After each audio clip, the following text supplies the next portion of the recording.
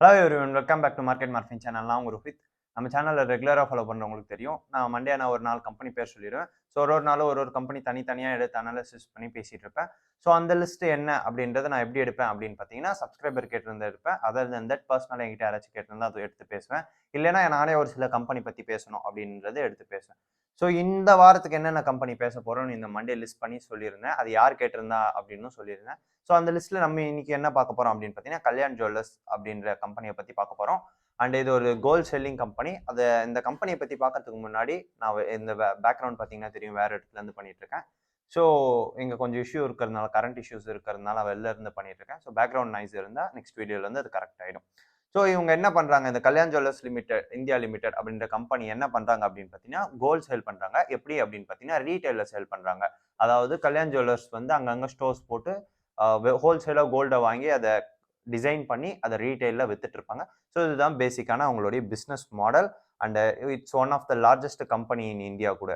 Second largest company retail செல்லிங்கில். இவங்களுடைய market gap என்ன அப்படின்னு பார்த்தீங்கன்னா 38,606 crore. Current price 375. அப்புறம் ஸ்டாக் பிஇ 74. இந்த ஸ்டாக் பிஇ அப்படின்றது price to earnings. So price to earnings அப்படின்றது ₹1 earn பண்ணுறதுக்கு நான் எவ்வளோ கொடுக்கணும், எத்தனை டைம்ஸ் கொடுத்து வாங்குறேன் அப்படின்றது. நான் ₹1 earn பண்ணுறதுக்கு இந்த கம்பெனிக்கு ₹74 பே பண்ணணும். அதாவது விச் மீன்ஸ் 74 டைம்ஸ் எக்ஸ்ட்ராவை கொடுத்து பே பண்ணணும் அப்படின்றது தான். ஸோ ஸ்டாக் பிஇ நான் எப்போவுமே ப்ரிஃபர் பண்ணுறது 20க்குள்ளே இருந்தால் பெட்டராக இருக்கும் அப்படின்றது. பட் இது 74 இருக்குது. ஸோ இந்த ப்ரைஸுக்கு நான் கண்டிப்பாக இந்த கம்பெனியை வாங்க மாட்டேன். நெக்ஸ்ட் இதோடைய புக் வேல்யூ பார்த்தீங்கன்னா 37. And ROC 12.7. ROE return on equity 13.5. And return on assets 4.64. So இந்த return on assets, ROC, ROA, ROE இது எவ்வளோ அதிகமாக இருக்கோ அவ்வளோ பெட்டரான ரிட்டர்ன்ஸ் நம்மளுக்கு இருக்கும், அந்த கம்பெனிலையும் இருக்கும். ஸோ அதுதான். அண்ட் டெட் 2552 crores, 2522 crores இருக்கு.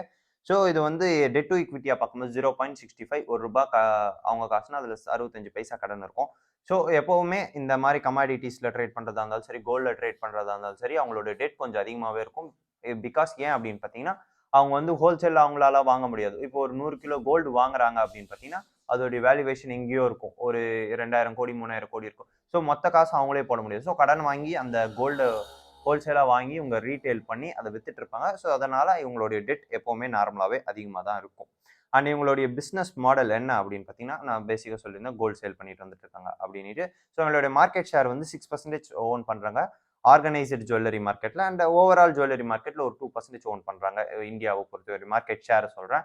ஸோ இந்த ஆர்கனைசர் அப்படின்றது ஒரு சர்டிஃபைடு கம்பெனிஸாக ஆஸ் அ கடையாக ரன் பண்ணுறதுல. அண்ட் நார்மலாக இல்லை எல்லா ஜுவல்லர்ஸையும் ஒரு சிலர்னா ஸ்மக்லிங் கோல்டு கூட டிசைன் பண்ணி வைப்பாங்களா.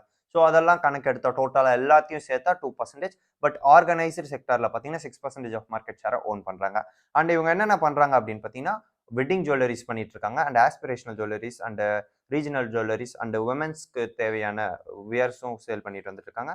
இவங்க கிட்ட பல பிராண்ட்ஸ் இருக்கு. இந்த சவுத் இந்தியன் ஹெரிட்டேஜ்க்கான தேவையான அந்த பிராண்ட் என்ன அப்படின்னு பார்த்தா நிம்ஹா அப்படின்னு ஒரு பிராண்ட் வச்சிருக்காங்க. அண்ட் அக்கேஷன் வியர்ஸ்க்கு தான் இவங்க கோல்ட் தான் சேல் பண்றாங்க. அதுல அக்கேஷன் வியர்ஸ்க்கு தேஜஸ்வி, ரங், அன்கோஹி அதெல்லாம் சேல் பண்ணிட்டு அந்த பிராண்ட்ல சேல் பண்ணிட்டு வந்திருக்காங்க. அண்ட் லைட் வியருக்கு ஜியா, அன்டோரா அது டைமண்ட் ஜுவல்லரிஸ். அண்ட் அதர்ஸ்ல க்ளோ, ஹெரா, லயா, அப்ரூவா அப்படின்ட்டு பல கோல்டு அண்ட் ஸ்டட்டட் ஜுவல்லரிஸும் சேல் பண்ணிட்டு வந்துட்டு இருக்காங்க. இவங்களுடைய கோல்டு ப்ராடக்ட்ஸ் எவ்வளோ அப்படின்னு பார்த்தீங்கன்னா, ரெவன்யூ படி 76% ஆஃப் ரெவன்யூ கோல்டு செல்லிங்ல வந்துட்டு இருக்கு. அண்ட் ஸ்டட்டட் ப்ராடக்ட்ஸ்ல ஒரு 22%, அதர் ப்ராடக்ட்ஸ்ல ஒரு 2% வந்துட்டு இருக்கு.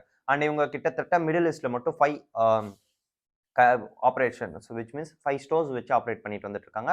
இந்தியாவில் 5 மிடில் ஈஸ்ட் கண்ட்ரீஸில் 5 பிளேசஸில் 33 ஸ்டோர் ரூம்ஸ் வச்சு ரன் பண்ணிட்டு இருக்காங்க.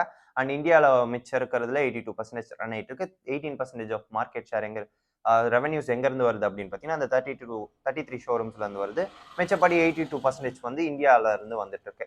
அண்ட் இவங்க ஃப்ரான்சைசி மாடலும் 2025ல ஸ்டார்ட் பண்ணுறதா பிளான் பண்ணிட்டு வந்துட்டு இருக்காங்க. அண்ட் இவங்க 2010ல இருந்து இவங்களுடைய சர்வீசஸ் மை கல்யாண் அப்படின்ற ஒரு சர்வீசஸ் ப்ரொவைட் பண்ணிட்டு வந்துட்டு இருக்காங்க.